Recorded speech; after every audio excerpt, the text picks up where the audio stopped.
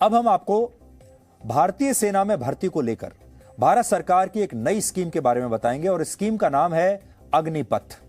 इस नई योजना के तहत अब 17.5 साल से लेकर 21 साल तक के युवाओं को सिर्फ 4 साल के लिए सेना में भर्ती किया जाएगा और इन्हें अग्निवीर का नाम दिया जाएगा।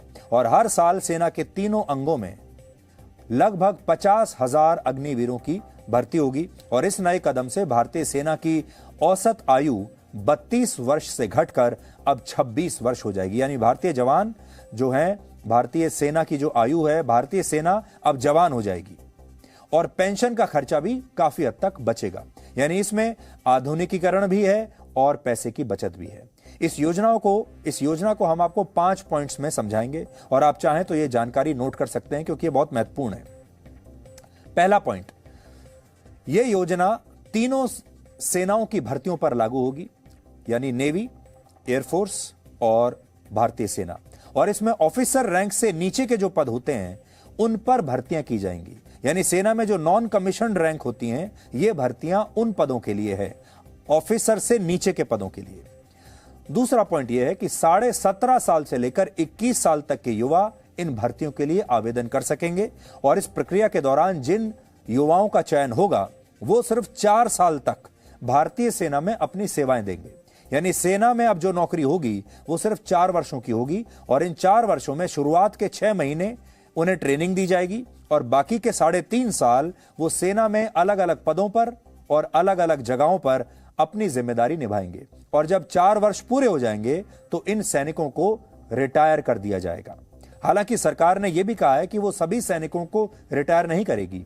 हर बैच में 25% सैनिकों को 4 साल के बाद भी सेना में रहकर देश के लिए काम करने का मौका दिया जाएगा। यानी 25% जो सैनिक हैं उन्हें रिटेन कर लिया जाएगा। और आप इसे ऐसे समझिए कि अगर सरकार ने एक बैच में 20,000 सैनिकों की भर्ती की है तो 4 साल के बाद इन 20,000 में से 5,000 सैनिक 4 साल के बाद भी सेना में जारी रखेंगे अपनी सेवाओं को, सेना में रह पाएंगे, उनकी नौकरी बची रहेगी, जबकि 15,000 सैनिक 4 साल के बाद रिटायर हो जाएंगे। तीसरा पॉइंट, रिटायरमेंट के बाद सरकार इन अग्निवीरों को एक अच्छा पैकेज देगी, आर्थिक पैकेज देगी, जिसे आप रिटायरमेंट पैकेज भी कह सकते हैं। इसलिए अब आप ये देखिए कि इन सैनिकों को तनख्वाह कितनी मिलेगी और इनका रिटायरमेंट पैकेज क्या होगा। पहले वर्ष में इन अग्निवीरों को हर महीने 30,000 रुपए के आसपास तनख्वाह मिलेगी, जिसमें से 21,000 रुपए इन्हें नकद मिलेंगे और 9,000 रुपए यानी सैलरी का 30% हिस्सा इनके रिटायरमेंट फंड में जमा हो जाएगा। दूसरे वर्ष में हर महीने 33,000 रुपए, तीसरे वर्ष में 36,500 रुपए और चौथे वर्ष में हर महीने 40,000 रुपए का वेतन इन्हें मिलेगा, जिसमें से 12,000 रुपए हर महीने रिटायरमेंट फंड में चले जाएंगे। यानी जो इन हैंड सैलरी इनकी होगी वो पहले साल में 21,000 रुपए होगी और चौथे साल में 28,000 रुपए के आसपास पहुंच जाएगी। 4 साल के बाद सरकार इन अग्निवीरों को रिटायरमेंट के तौर पर एक विशेष आर्थिक पैकेज देगी, जिसे उसने सेवा निधि पैकेज का नाम दिया है। इस सेवा निधि पैकेज के तहत हर सैनिक को रिटायरमेंट के समय 11,71,000 रुपए दिए जाएंगे। इनमें आधा पैसा अग्निवीरों की सैलरी से ही जमा होगा और आधा पैसा सरकार की तरफ से दिया जाएगा। इसके अलावा इस पैसे पर उन्हें ब्याज भी दिया जाएगा, इंटरेस्ट दिया जाएगा। हालांकि इन अग्निवीरों को रिटायरमेंट के बाद पेंशन की कोई सुविधा नहीं मिलेगी। यानी ये जो 4 साल का जो पैकेज है इसमें पेंशन नहीं मिलेगी। चौथा पॉइंट, इस योजना के तहत सेना के तीनों अंगों में हर साल 2 बार भर्तियां होंगी, हर साल 2 बार।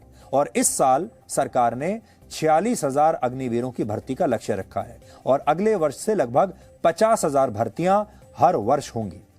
अभी सेना के तीनों अंगों में नॉन कमीशन रैंक्स जैसे हवलदार, नायक और लांस नायक जैसे 1,25,000 पद खाली पड़े हुए हैं। हालांकि इनमें कुछ पद जूनियर कमीशन ऑफिसर्स के भी हैं। इसके अलावा कमीशन ऑफिसर्स के लगभग 10,000 पद सेना के तीनों अंगों में इस समय रिक्त पड़े हुए हैं, जिन्हें सरकार ने अगले कुछ वर्षों में भरने का लक्ष्य रखा है। कुल मिलाकर अगर आप देखें तो भारतीय सेना में इस समय लगभग 1.5 लाख वैकेंसीज हैं। इस समय भारत के पास दुनिया की दूसरी सबसे बड़ी सेना है। चीन के पास 20 लाख सैनिकों की फौज है, भारत के पास 14.5 लाख सैनिकों की फौज है, अमेरिका के पास 13,90,000 सैनिक हैं और रशिया के पास 8.5 लाख सक्रिय सैनिक हैं उनकी सेना में। सरकार ने यह भी कहा है कि वो इन अग्निवीरों को एक खास सर्टिफिकेट भी देगी, जिसके आधार पर उन्हें अपना कारोबार, अपना बिजनेस, अपना काम शुरू करने के लिए बैंकों से बहुत आसान शर्तों पर लोन भी मिल जाएगा, अगर वो इस सर्टिफिकेट को दिखाएंगे। इसके अलावा प्राइवेट क्षेत्र में भी उन्हें आसानी से इस सर्टिफिकेट के बाद नौकरियां मिल जाएंगी। और आखिरी पॉइंट ये भर्तियां ऑल इंडिया मेरिट बेसिस पर होंगी। अब तक सेना में अंग्रेजों के जमाने का एक रेजिमेंट सिस्टम चला आ रहा था, जिसके तहत जाति और क्षेत्र के आधार पर सैनिकों की भर्ती हुआ करती थी, जैसे Maratha regiment, Jat regiment, Sikh regiment, Gorkha और राजपूत रेजिमेंट भारतीय सेना में है। ऐसी बहुत सारी रेजिमेंट्स हैं।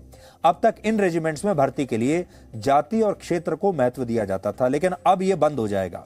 अब भारत का कोई भी नागरिक किसी भी रेजिमेंट में भर्ती हो सकेगा और सरकार ने कहा है कि अगले 10 वर्षों में सेना से अंग्रेजों के जमाने का रेजिमेंट सिस्टम समाप्त हो जाएगा और सेना में अब तक का ये सबसे बड़ा बदलाव होगा। Presenting V News app, available on Google Play and App Store. Download it now.